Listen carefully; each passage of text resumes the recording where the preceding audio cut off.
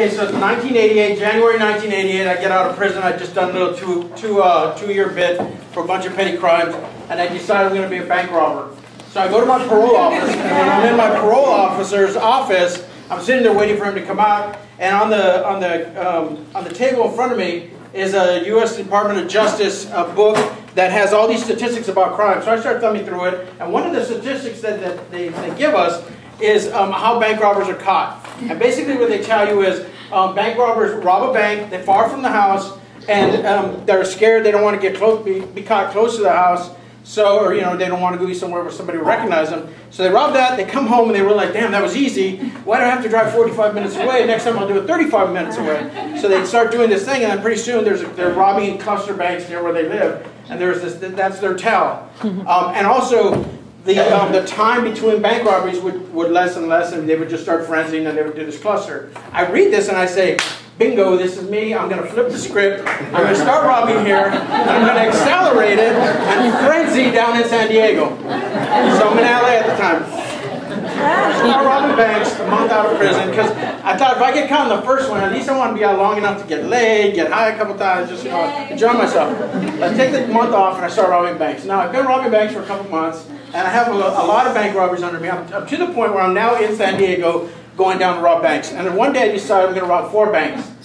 So I go down to San Diego, I rob a bank, and I'm like at the outskirts of San Diego, like Oceanside or something, not even really San Diego. So I rob a bank, and I'm so angry with the little bit amount of money that I got. It's like $2,000, and it was like a pain to get the money from the teller, that I'm so angry about it. That as I'm walking out, I realize, you know, there's another bank here. Fuck it, I'm going to this bank. I'm going to rob it. I go and I rob this bank too, and I walk out. I'm all pissed off. I got all the money I wanted. I got like ended up with $16,000 or something. So I get in my car, I drive further down into San Diego.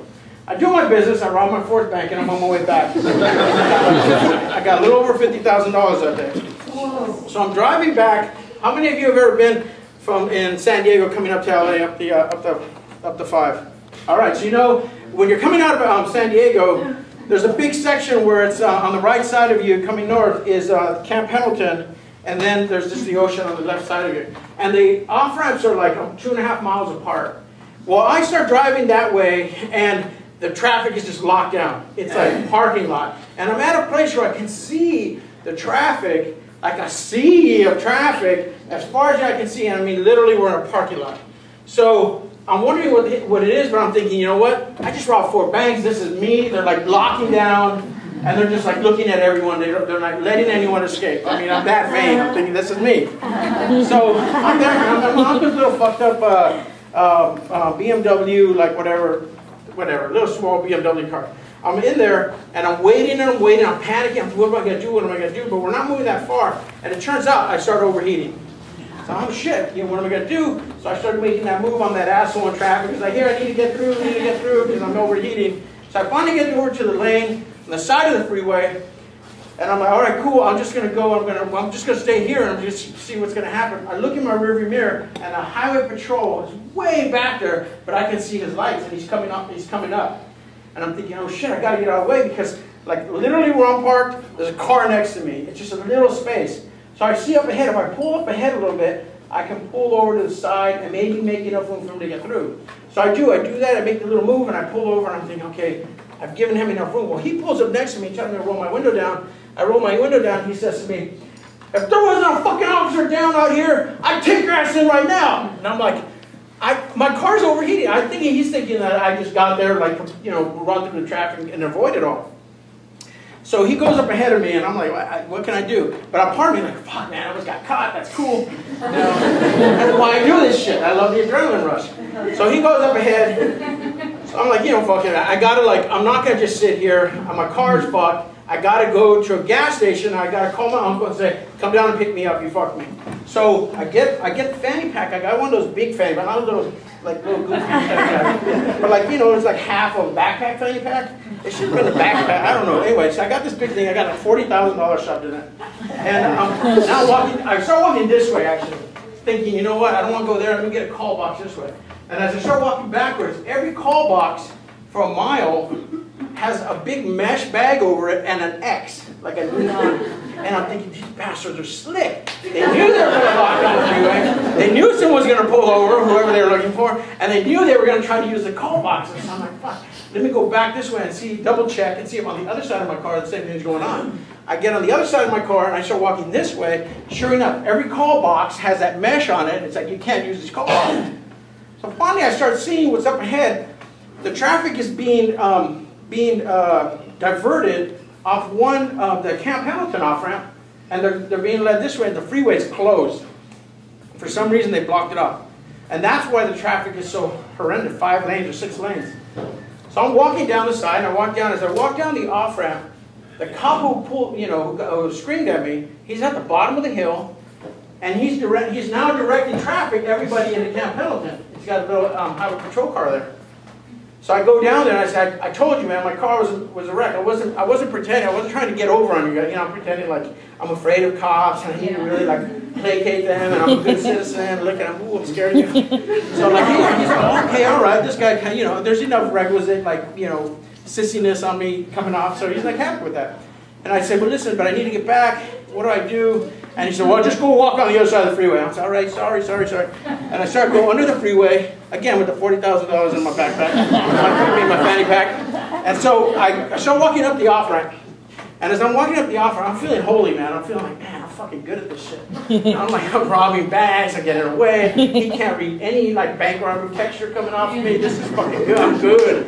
So I go up the road, up the off-ramp, and I hear, boo! And I turn around, I'm like shocked, almost shit myself. I'm like, what the fuck? A highway patrol car pulls up and there's 2 guys in it. And they're like, what's going on? And I said, well, the guy down, you know, your guy down there, he told me to come this way because my car died on the other side of the freeway, and I'm just like doing what you guys tell me, please don't hurt me kind of thing. Yeah, get in the back. Really? We'll take you to the gas station. I said, all right, cool, I've never been in the back of a cop car before, and I get in. I sit down and I'm like, oh, look, and I close the door. Oh, there's no handles in here, you know? We got a lot of bad guys in here. Oh, all right. So, you have to know, what you're looking at is not who I was then. And this is 1988. I'm a 26-year-old, very slender guy. I got a little collegiate thing going on with me at that time. I'm wearing like a UCLA tank tops and like some pleated khaki shorts and like blue tops. I look like a fucking asshole. Totally pulling off the look. So he's like, oh, okay, look, they knew that what they read is, oh, this is one of those Mexicans who was like a preppy Mexican. That was what I'm worried about him. He wants to be white all day long. We got him. He's tamed already. So I'm actually, I'm going to run with this. So we're driving, and they want to get a little read out of me. So what are you doing down here? So it's a little interrogation. They're cops. That's what they do. And so I'm thinking quickly, I need to let them know, hey, man, I'm like you. We're men right here. You know, don't lean on me. I'm you. So I said, well, you know, I was in LA, and I met this girl at a bar. She went to UC, San Diego, and I came down there to hang out, and, you know, after 3 days on, you know how girls are, they're, yeah, we know. And then I was there. Oh, yeah, he's like us. He's an asshole, just like us, yeah. So there's all this testosterone maleness going on, bonding, and so I lean into it a little bit, and I say, hey, so why's the freeway closed? I said, well, there's an accident. These bad guys, they call them bad guys. The bad guys were being chased. They shot at us. We shot them back.